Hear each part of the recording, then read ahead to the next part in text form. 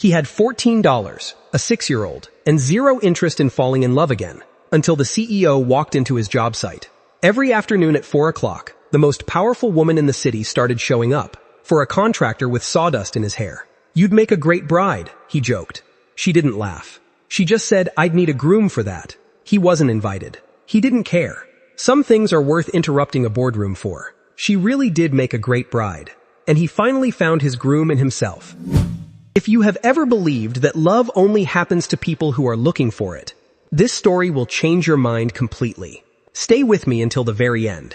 Because what happens between a broken-hearted single father and the most powerful woman in the city will remind you that the universe has a strange, beautiful sense of humor. Before we begin, if stories like this move you, hit that like button and subscribe to the channel. It truly helps this story reach more hearts that need it today. Now, let's begin. Daniel Cole had exactly $14 in his wallet, sawdust in his hair, and a 6-year-old daughter waiting for him at his sister's 20C apartment 3 blocks from the construction site. He was 34 years old, a carpenter and general contractor who had built his small renovation business from nothing after his wife, Emily, had passed away 2 years earlier from a sudden illness that no one saw coming. Since then, his life had narrowed down to 2 things: raising his daughter, Lily, and making sure the bills got paid. Romance was not even a distant memory. It was a door he had quietly closed and nailed shut himself. That Monday morning, Daniel's small renovation crew had been hired for a job that felt entirely Betame's, out of his league, refurbishing the top-floor executive suite of Hale Industries, one of the fastest-growing technology and logistics companies in the state. The contract had come through a referral from an old army buddy, who now worked in facilities management, and Daniel had underbid 3 larger companies just to get his foot in the door. He needed this job, not for the prestige, but for the paycheck that would cover Lily's school fees for the entire year. He had imagined the CEO of a company like this would be a middle-aged man in an expensive suit who would show up once, nod at the blueprints, and disappear into meetings for the rest of the project. He did not imagine Victoria Hale. She arrived on the first morning in a charcoal blazer, low heels, and her dark hair pulled back in a simple twist, carrying her own coffee, because, as she told her assistant without looking up from her tablet, she did not like being served things she could get herself. She was 31, sharp-eyed, and utterly unbothered by the sawdust and plastic sheeting covering what used to be her father's old office. Hale Industries had been her father's shoes company before a stroke forced him into early retirement 2 years prior, and Victoria had stepped into the role of CEO with a board of directors who did not entirely trust a young woman to keep the empire standing. She had spent every day since proving them wrong, one grueling 18-hour shift at a time. "You're the contractor," she said, not as a question, studying Daniel with the kind of assessing look she gave every vendor, every deal, every decision that crossed her desk. "Daniel Cole," he said, wiping his palm on his jeans before offering a handshake. "We'll try to stay out of your way, Miss Hale." "You won't," she said simply. "This is my office. But do good work, and I won't complain about the noise." Daniel's crew consisted of 3 men he trusted with his life. Marcus, a wiry veteran who had served alongside Daniel years earlier and now handled electrical work. Tommy, barely 22, and endlessly optimistic despite having dropped out of college to help support his mother. And old Pete, who had taught Daniel most of what he knew about carpentry, back when Daniel was a broke 19-year-old apprentice with more ambition than skill. Together, the 4 of them had spent the last 3 years turning Daniel's one-man handyman operation into a small but respected renovation company, one modest kitchen remodel and one leaking roof at a time. Landing the Hale Industries contract had felt, to all of them, like finally being invited to sit at a table they had only ever seen from the outside. It should have ended there, a polite, professional exchange between a contractor and his client. But Victoria Hale had a habit of walking through the construction zone every afternoon around 4 o'clock, ostensibly to check progress, though her assistant Marjorie would later tease that the CEO never used to care about drywall before. Daniel, for his part, found himself glancing at the elevator around the same time every day, telling himself it was simply good customer service to update the client personally. Their conversations started small. She asked about the load-bearing wall he refused to remove no matter how much the interior designer complained. He asked why a woman who ran a billion-dollar logistics empire ate a sad turkey sandwich alone at her desk every single day. She told him it was faster. He told her that was not an answer to his question, and she laughed. A real laugh. Surprised out of her. The kind she rarely allowed herself in that building. 3 weeks into the renovation, Daniel made the mistake, or perhaps the wonderful accident, of picking up his phone during a coffee break to check on Lily, only for his daughter to insist on video calling him because she wanted to show her father the crown she had made out of pipe cleaners at his sister's kitchen table. Victoria happened to walk past at that exact moment, and instead of continuing on to her office, she stopped, charmed despite herself by the little girl's gap-toothed grin filling the screen. "Is that the future queen of somewhere important?" Victoria asked once the call ended. "Queen of my entire heart. Unfortunately for my bank account," Daniel said, pocketing his phone. "She's 6. Runs the whole show." "Where's her mother?" Victoria asked. And then, seeing something shift in Daniel's face, added quickly, "You don't have to answer that." "She passed away," Daniel said anyway. Quiet but steady. The way a person speaks about a wound that has scarred over, but never fully vanished. 2 years ago. It's just me and Lily now. Victoria did not offer the hollow condolences he had heard 1,000 times. She simply said, that must be one of the hardest things a person can carry. And something about the plainness of it, the refusal to dress grief up in soft, useless words, made Daniel look at her differently for the first time. From that day forward, their 4 o'clock check-ins stretched longer. She started bringing 2 coffees instead of 1. He started saving stories about Lily to tell her. The way you save the good parts of your day for someone you are excited to share them with. Neither of them called it anything. Both of them knew exactly what it was becoming. It was on a rainy Thursday evening, weeks later, with the renovation nearly complete, that the moment happened. The moment that would define everything that came after. Daniel was measuring the frame for a new bookshelf, joking with Victoria as she sat on the edge of her cluttered desk, tie of her blazer loosened, heels kicked off under her chair, more relaxed than her employees had ever seen her. "You know," Daniel said, grinning as he glanced back at her.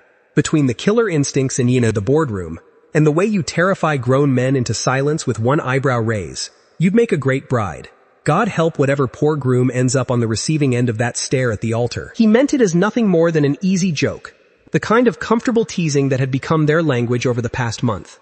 But Victoria set down her tablet, tilted her head, and looked at him with an expression that was equal parts amused and unreadable. "I would need a groom for that," she said softly. "And I haven't exactly had a long line of applicants."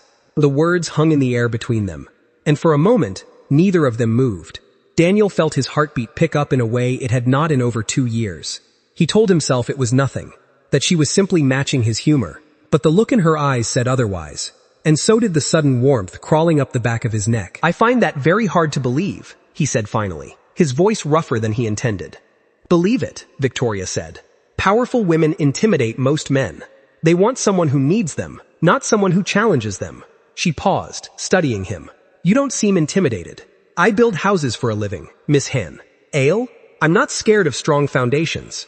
It was a small thing, a single sentence, but it cracked something open between them that neither could pretend to ignore any longer. Over the next several days, something unspoken but undeniable settled between them. Victoria began finding reasons to stay late, reasons that had very little to do with quarterly reports and everything to do with the sound of a hammer echoing down the hallway.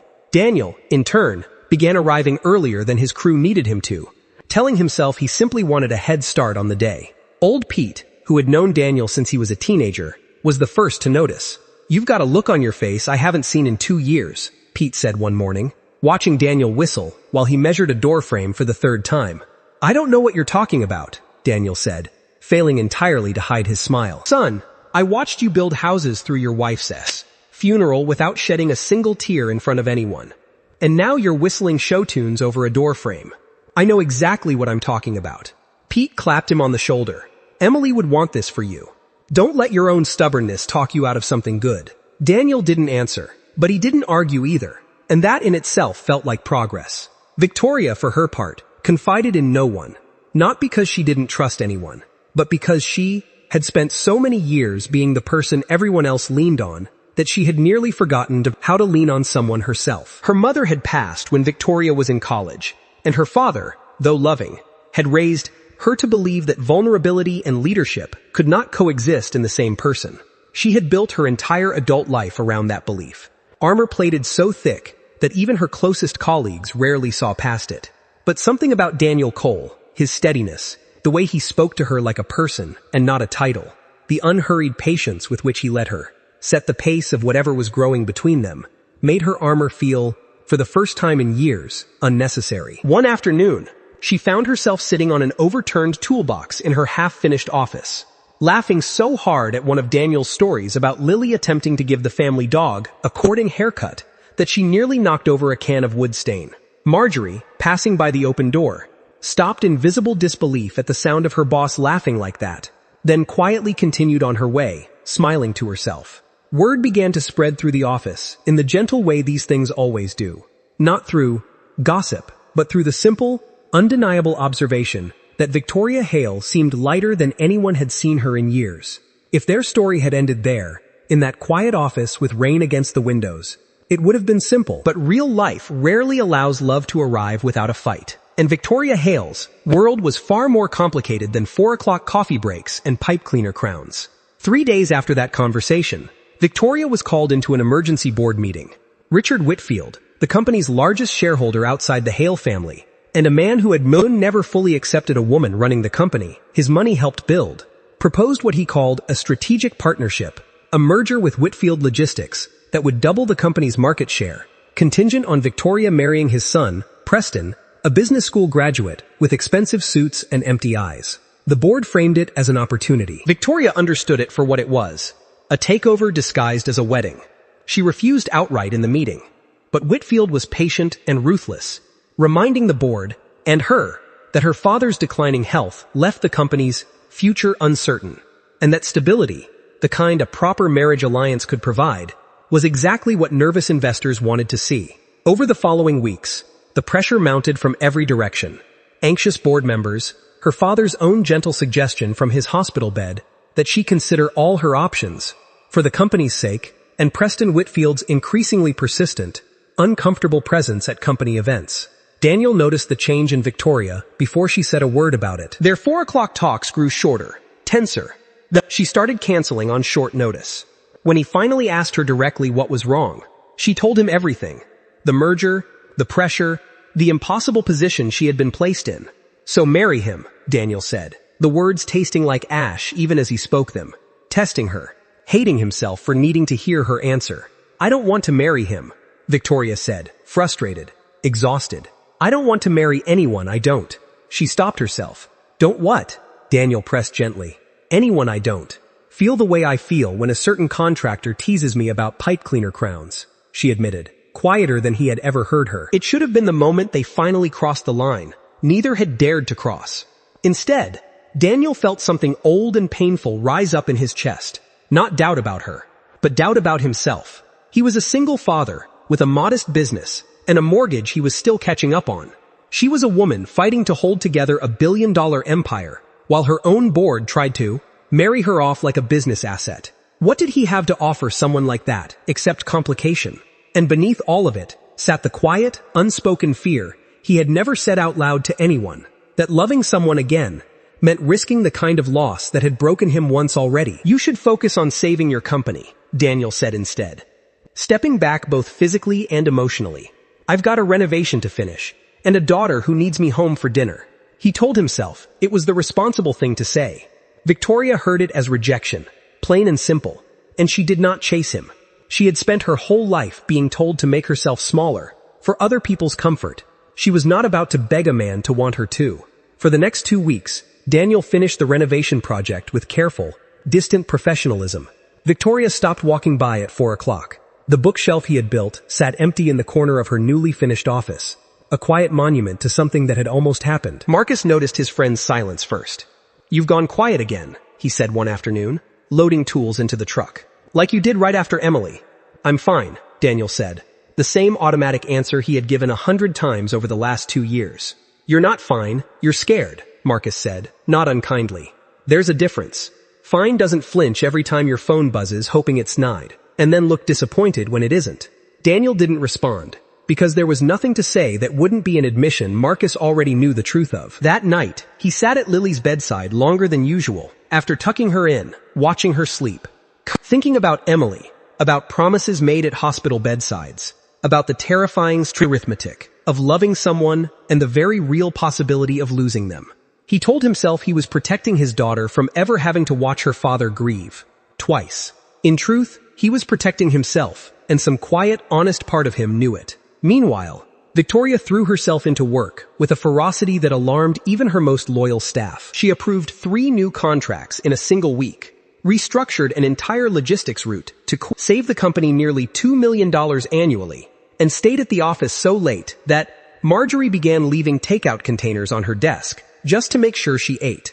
It was, everyone around her recognized, exactly what Victoria always did when something hurt. Too much to sit with. She worked until there was no space left in her mind for feeling anything at all. Only her father, visiting from his recovery facility for a rare afternoon at the office, saw through it immediately. "You've got your mother's eyes when something's troubling you," he said gently, watching his daughter push papers around her desk without actually reading them. "What happened?"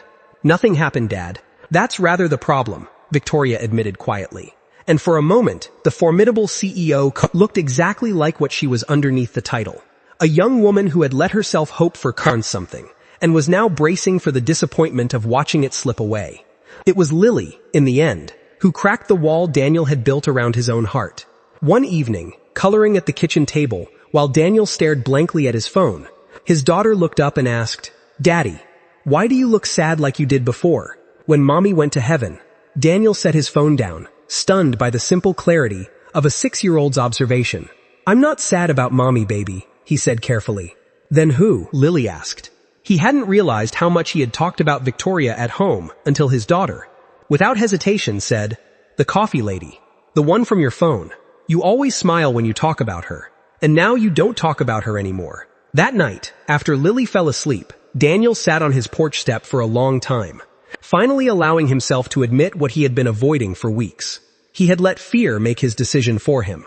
Not fear of Victoria, but fear of hoping again. Fear of building something only to have it taken away. But Emily, he realized, had not raised him to teach their daughter that love was too dangerous to try for. She would have wanted exactly the opposite. She would have wanted him to live. The next morning, Daniel called his old friend in facilities management and asked, somewhat sheepishly, whether Hale Industries had any small maintenance jobs available. He needed an excuse to be in that building one more time, and he was not too proud to manufacture one.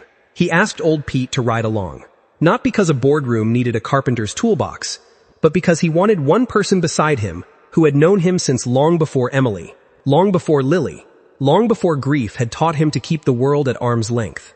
Pete simply grabbed his jacket off the hook without asking a single question, the way old friends do when they already understand exactly what is at stake. He arrived to find the executive floor in chaos. It was the day of the shareholders' meeting, where Whitfield planned to formally propose the merger and marriage arrangement in front of the full board and major investors, a public pressure tactic designed to box Victoria into a corner she could not politely refuse in front of cameras and stakeholders. Marjorie, Victoria's assistant, spotted Daniel by the elevators and, recognizing the desperate hope on his face for exactly what it was, quietly told him which conference room to find on the top floor, and that he had about 10 minutes before it would be too late. Daniel walked into that boardroom in his work jeans and flannel shirt, sawdust still faintly clinging to his boots, in front of 20 of the most powerful investors in the state. Richard Whitfield was mid-sentence, outlining the mutually beneficial partnership, while Preston sat smugly beside him, and Victoria sat rigid at the head of the table, jaw tight, cornered by people who had never once asked what she actually wanted. "I'm sorry to interrupt," Daniel said, and every head in the room turned. "I just built the bookshelves in the office next door, so I don't know much about mergers, but I know Victoria Hale worked 18-hour days for 2 years to keep this company standing, while people who've never built anything with their own hands tried to hand it to her on the pins, condition that she marry a stranger for convenience. That's not a partnership. That's a price tag." "Sir, this is a private meeting," Whitfield began, red-faced. "I'll go," Daniel said. "The second Victoria asks me to." He looked only at her. "I should have said this weeks ago, instead of walking away, because I was scared. I'm not scared anymore. I don't have a boardroom or a merger to offer you, Victoria. I've just got a house that needs painting, a daughter who already thinks the world of you, and every single day for the rest of my life, if you'll have it." The room was utterly silent.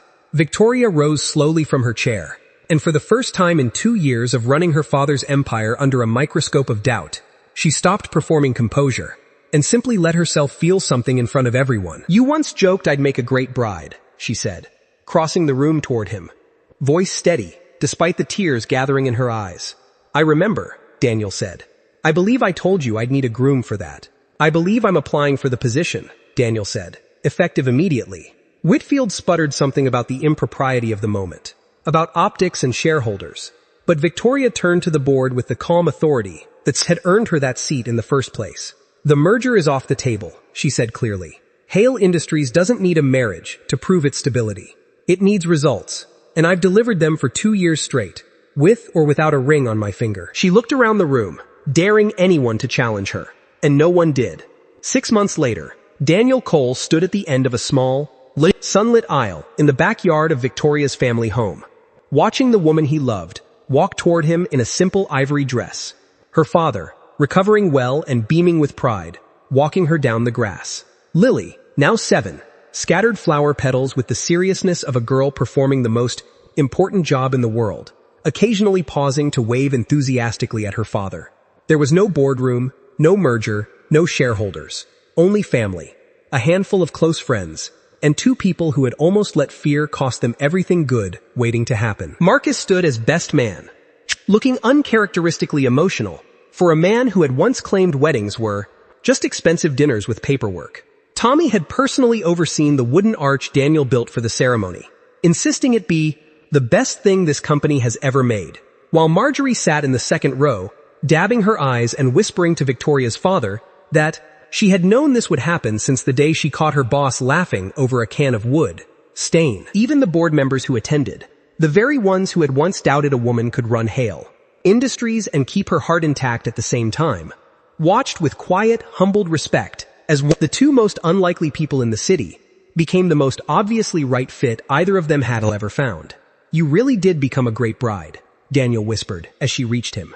"And you," Victoria whispered back, smiling through happy tears, "really did become my groom." Richard Whitfield did not take the loss gracefully. He resigned from the board within the month, selling off most of his shares to smaller investors who had, in truth, been quietly rooting for Victoria all along. Preston, for his part, sent a single terse email wishing her well, which Victoria read once, deleted, and never thought of again. The company did not merely survive the fallout, it thrived, its stock climbing steadily as word spread of the young CEO who had refused to trade her independence for a headline, and whose quarterly results spoke louder than any boardroom politics ever could. Daniel's small renovation business grew too, in its own quieter way. The bookshelf story became something of a local legend among his crew, retold with growing embellishment every time Tommy shared it with a new client, until the tale of the contractor who crashed a shareholders' meeting for love had circulated through half the construction companies in the city. Old Pete never let Daniel live down the fact that he had needed a nudge from a 6-year-old to find his courage, though he always said it with the same proud smile of a man who had watched a boy become exactly the kind of man he'd hoped he would. Lily, for her part, appointed herself flower girl, chief crown maker, an official approver of the wedding cake flavor, a responsibility she took with the same seriousness Victoria brought to a shareholder's grim. In the months leading up to the wedding, she and Victoria developed a bond entirely their own, baking disastrous cookies together on Sunday afternoons, inventing elaborate bedtime stories about queens who ran their kingdoms and still found time for tea parties. Victoria patiently learning, one clumsy attempt at a time, how to braid a 6-year-old's hair before school. It was in watching the 2 of them together, more than anything else, that Daniel finally understood he had not simply found love again. He had found a family. If there is one thing this story leaves behind, it is this. The people who are truly meant for us rarely arrive wrapped in convenience or perfect timing. Sometimes they show up covered in sawdust, unafraid to walk into rooms full of power to say the truth out loud. Sometimes the bravest thing we can do after loss is not to protect our hearts forever, but to open them one more time. Love does not ask us to be flawless, or powerful, or perfectly ready. It only asks us to be honest and to show up. If this story touched something in you today, please take a moment to like this video and subscribe to the channel, because there are so many more stories like Daniel and Victoria's ones, waiting to be told. Stories about second chances, quiet courage, and the families we build when we finally stop being afraid to want something good. Thank you for watching until the very end, and I will see you in the next story.